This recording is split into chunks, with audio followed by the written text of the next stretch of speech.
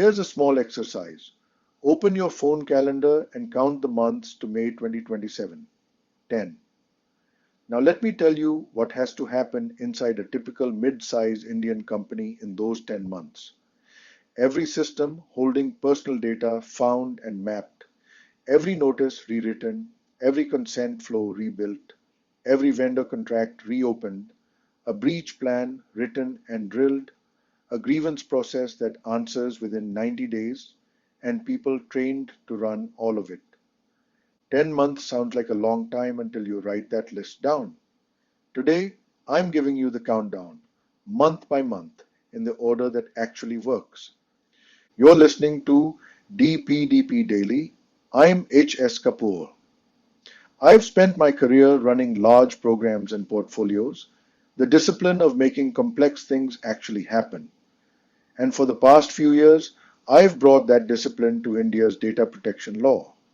I wrote the DPDP Act Compliance Handbook, From Law to Ground Reality, and this show is that book, opened up one episode at a time. If you're new here, the 30-second background. In 2023, India passed its first comprehensive data protection law, the Digital Personal Data Protection Act. In November 2025, the government notified the rules that make it operational on a phased clock that runs to full enforcement in May 2027.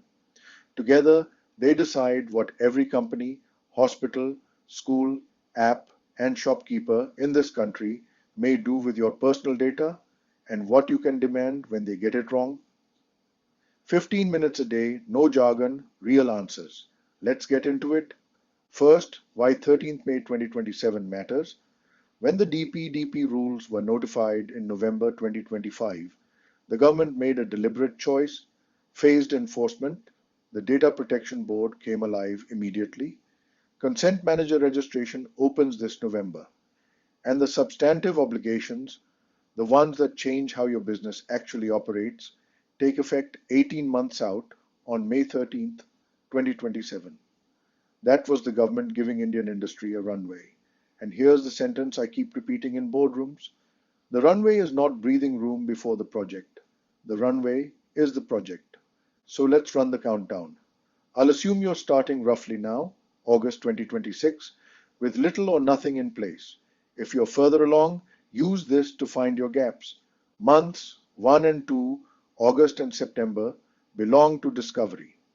You cannot protect data you cannot find. And in every organization I've seen, personal data lives in twice as many places as leadership believes.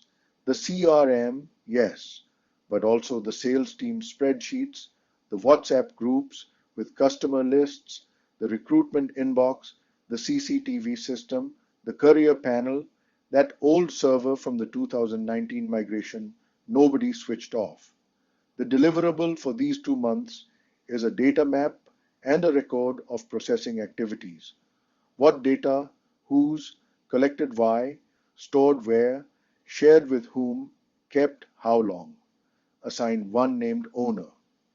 This document becomes the spine of everything else, and it's also the first thing any auditor or regulator will ask for.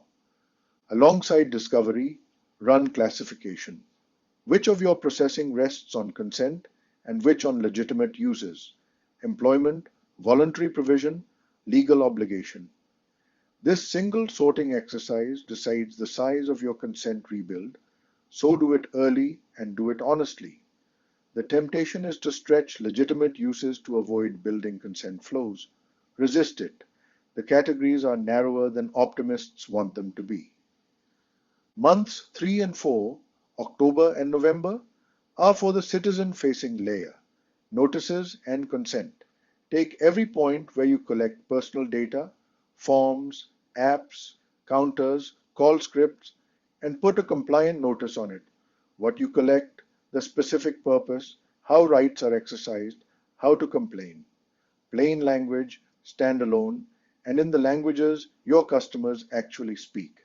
Then rebuild consent capture so it's specific, unbundled, affirmative, and logged. Because in any future dispute, what matters is not whether someone consented, but whether you can prove it, and build withdrawal at the same time, not later. The law's standard is brutal in its simplicity. Withdrawing must be as easy as giving.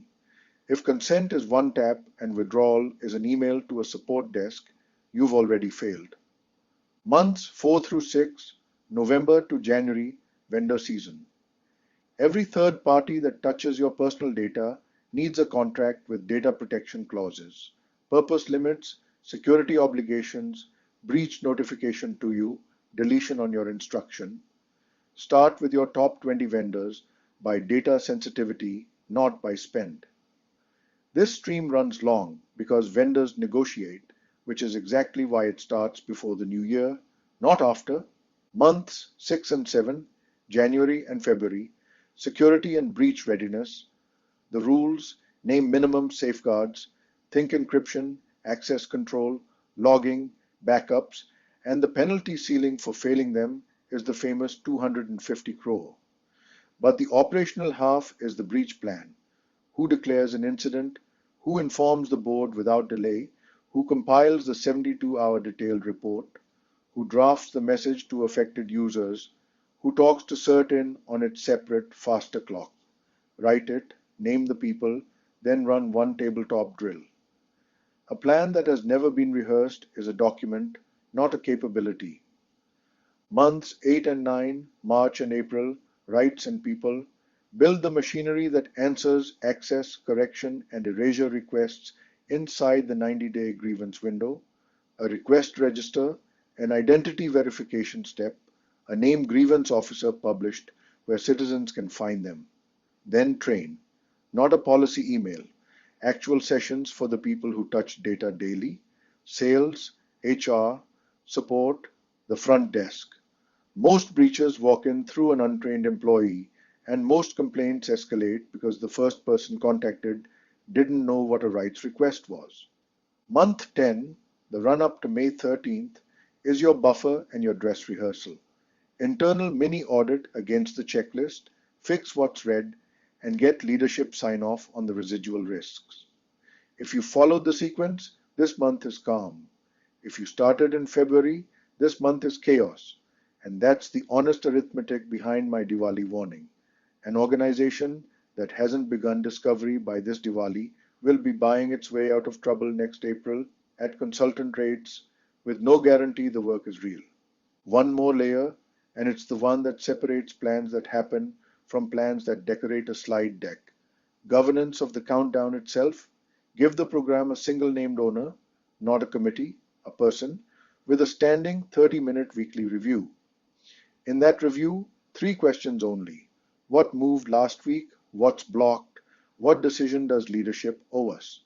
Then put DPDP on the board or leadership agenda monthly, because 2 of the streams, vendor repapering and consent rebuild, will eventually need money and authority that only leadership can release. And you want that request landing on ears that have watched the progress, not hearing about the law for the first time in March, and run an evidence file from day one. Here's a habit from my program management life that transfers perfectly to compliance. Contemporaneous records beat reconstructed ones always. Every month of this countdown should deposit artifacts. The data map with a version date, the notice drafts with review sign-offs, the consent log samples, the signed vendor addendums, the drill report with attendance, the training registers. Not because an auditor demands a particular binder, but because when the board's first inquiries begin and someone asks, show us your reasonable safeguards, organizations with dated evidence tell a story, organizations without it tell excuses. The penalty framework we covered earlier rewards demonstrated effort. So demonstrate it as you go, at almost zero marginal cost, rather than archaeologically excavating it later. 2 closing calibrations. If you're an SME, compress everything I said into 3 months, not 10. Your data estate is smaller, and my book carries the lean 90-day version of this exact roadmap. And if you're already deep into this journey, use the sequence as a gap check. The streams that most often turn out hollow on inspection are consent logging and vendor contracts. Look there first. That's today's episode of DPDP Daily. If it made this law a little clearer, do one thing for me. Send it to one person who needs it. That's how this show grows. Everything I covered today, with the templates, checklists, and audit frameworks behind it, is in my book, The DPDP Act Compliance Handbook, From Law to Ground Reality. And I post one practical DPDP insight every morning. Find me on LinkedIn and on X and Facebook as well, under Hamid S. Kapoor. One important note: this is education, not legal advice. For decisions about your organization or your rights, take proper professional advice on your specific facts. New episode every day. I'll see you tomorrow.